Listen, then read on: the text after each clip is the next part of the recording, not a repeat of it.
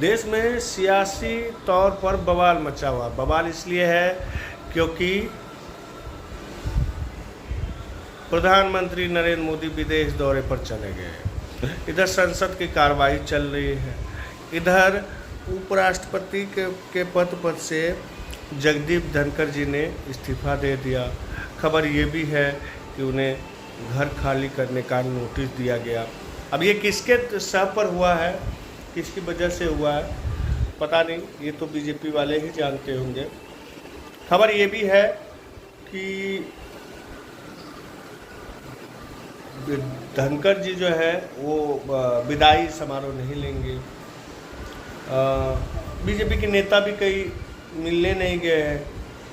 उन्होंने जब स्वास्थ्य का हवाला देकर पद से इस्तीफा दिया तो उस पर प्रधानमंत्री नरेंद्र मोदी को छोड़कर किसी ने कुछ नहीं कहा।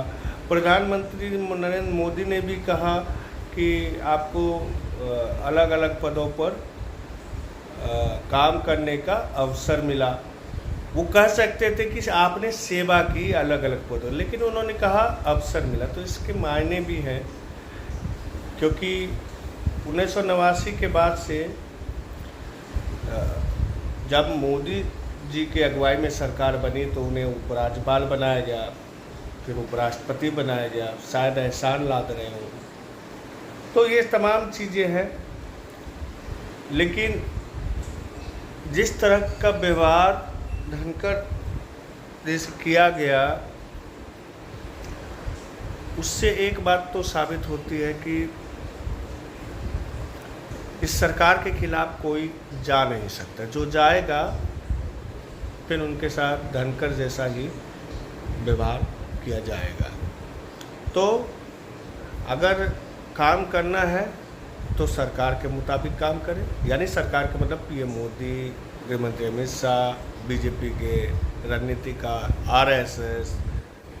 लेकिन ये लोकतंत्र के लिए अच्छा नहीं है। वाजपेयी कहते थे कि विचारों का स्वतंत्र होना जरूरी है, सबको बोलने की अधिकार है, डिसीजन लेने का अधिकार है। लोकतंत्र की खूबसूरती इसी चीज़ों में है। लेकिन नहीं, मोदी जी पता नहीं क्यों ऐसा कर रहे हैं, पता नहीं क्यों ऐसा किया भी या नहीं किया, लेकिन आरोप तो लग रहे हैं। विपक्ष की ओर से आरोप लगाया जा रहा है। अखिलेश यादव कह रहे जब प्रधान ही नहीं रहेंगे तो बात किससे करेंगे। मोदी जी विदेश दौरे पर